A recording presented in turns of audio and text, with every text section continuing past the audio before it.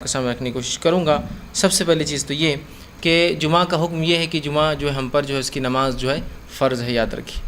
اور اسی بات کو اللہ رب العزت نے سورۃ الجمعہ سورہ نمبر جو ہے 62 اس کی آیت نمبر 9 میں یوں فرمایا اور کہا، یا ایھا الذین آمنوا اذا نودی للصلاۃ من یوم الجمعۃ فاسعوا الی ذکر اللہ وذروا البیع، کہ اے وہ لوگوں جو ایمان لائے ہو کہ جب جمعہ کی اذان دے دی جائے تو پھر تم اللہ کے ذکر کی طرف دوڑو، جمعہ کی نماز کی طرف جو ہے جاؤ یا مسجد جاؤ نماز کے لیے جمعہ کی، اور اپنی تجارتوں کو بند کر دو۔ تو اس سے یہ بات واضح ہو رہی ہے کہ جمعہ کے دن جمعہ کی نماز پڑھنا ہم پر جو ہے واجب اور فرض ہے، اس لیے کہ اس کے لیے خاص حکم آ رہا ہے کہ جمعہ کے جب اذان ہو جائے تو اللہ کے ذکر کی طرف جاؤ، مطلب نماز کی طرف جاؤ اور تجارت کو بند کر دو، ٹھیک۔ تو یہاں اس آیت سے یہ پتہ چل رہا ہے کہ جمعہ کے دن ہمیں چاہیے کہ ہم جمعہ کی خاص تیاری کریں، اور جمعہ کی جب اذان ہو جائے تو تب تجارت کو بند کر دیں، اور جب جمعہ ختم ہو جائے تو اس کے بعد پھر زمین میں جو ہم جو بھی کمانا اللہ نے جو رزق دیا ہے اس کو ہم تلاش کرتے رہیں، لیکن جب جمعہ کی اذان ہو جائے تو یاد رکھیے تجارت کرنا یہ ہمارے لیے حرام ہے، یاد رکھیے ہم کو تجارت بند کرنا ہے، یا دوسرے الفاظ میں جمعہ کی نماز ہم پر فرض ہے، اور اس کی اہمیت بتانے کے لیے تجارت کو بند کرنے کا حکم دیا گیا، اس سے بھی پتہ چلتا ہے۔ دوسرا ہم دیکھتے ہیں نبی اکرم صلی اللہ علیہ وسلم جمعہ کے تعلق سے، اس کی نماز کے تعلق سے فرماتے ہیں، صحیح بخاری اور صحیح مسلم کی صحیحین کی روایت ہے، آپ صلی اللہ علیہ وسلم فرمایا اور کہا کہ لوگ جمعہ ترک کرنے سے باز آ جائیں۔ مطلب بہت سے لوگ ایسے ہوتے ہیں جو جمعہ چھوڑ دیتے ہیں،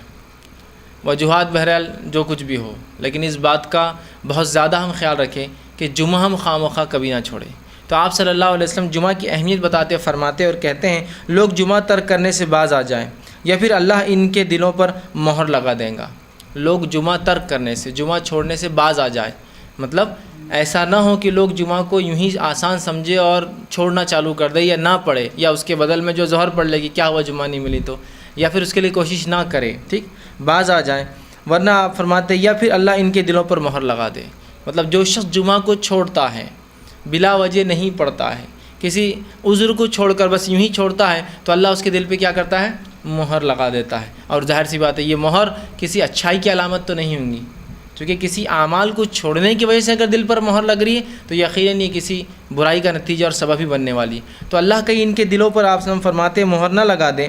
پھر وہ غافلوں میں سے ہو جائے، اور پھر وہ غافلوں میں سے مطلب جو جمعہ سے غفلت برتتا ہے وہ در حقیقت اللہ اس کے دل پہ پھر مہر لگا دیتا ہے، اور وہ پھر دین سے بھی غافل ہو جاتا ہے، چونکہ غافلوں میں سے ہو جانے سے مراد یہ کہ دین میں غفلت برتنے والا نہ ہو جائے۔ تو جو شخص جمعہ کو آسان لے لیتا ہے، جمعہ نہیں پڑھتا، اس کی اہمیت کو نہیں سمجھتا، اس کے واجب ہونے کو نہیں سمجھتا، اور وہ آسانی جمعہ کو ترک کر دیتا ہے، تو آپ وسلم فرماتے ہیں ایسے شخص کے دل پر اللہ کیا کرتا ہے؟ مہر لگا دیتا ہے،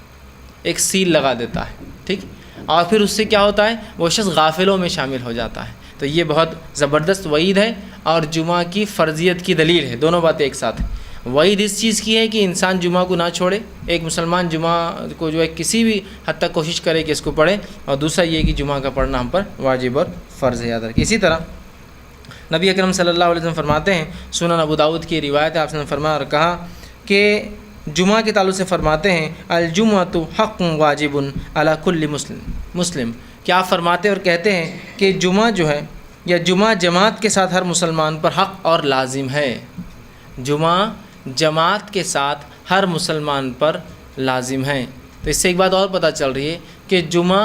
جماعت سے ہی ہوتی ہے، یاد رکھیے جمعہ کی نماز جماعت، اور جمعہ کی نماز کے لیے خطبہ شرط ہے، یاد رکھیے خطبہ ہوں گا اور پھر اس کے بعد جماعت ہوں گی۔ تو آپ فرما رہے ہیں کہ جمعہ کے تعلق سے آپ کہہ رہے ہیں جمعہ جماعت کے ساتھ ہر مسلمان کا حق اور لازم ہے، ٹھیک، اور پھر فرماتے ہیں فی جماعت الا اربع، مطلب 4 لوگوں کو چھوڑ کر جمعہ سب پر واجب ہے، سب پر فرض ہے ایک مسلمان کے اوپر۔ اور پھر فرماتے ہیں عبد مملوک،